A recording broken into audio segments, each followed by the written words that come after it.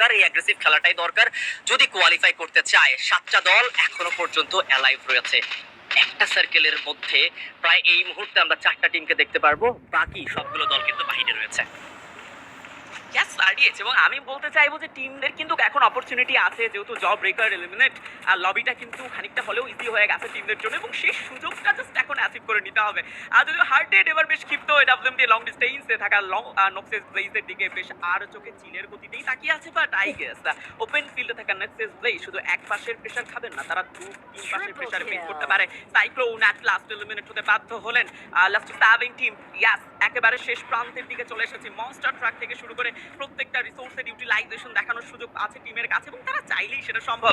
10টি কিল অ্যামাউন্টের সাথে থাকা এমজি লাইট এই মঞ্চে যুক্ত থাকলেও 3R এর স্ট্রাগলের সমাপ্তি ঘটেছে #7 কারণ বিদায় নিয়েছেন টিমটি। 4টি প্লেয়ারের অবসান এবং লাস্ট 6 টিম, ইয়াস টিজিএ ফালাক তিনি এখনো শান্ত হননি। বিডি চ্যাম্পিয়ন দিকে এবার ক্ষিপ্ততা, তাকে ডাউনটা দিল গেছে। টিম সাপোর্টটা ভালো ছিল, ভালো ক্যারেক্টারিস্টিক্যাল ইউজ করছেন সামনে টিম, এবং অ্যাট লাস্ট টিজিএ ইলাইটের এলিমিনেশনটাও বিডি চ্যাম্পের হাত ধরেই হয়ে গেল।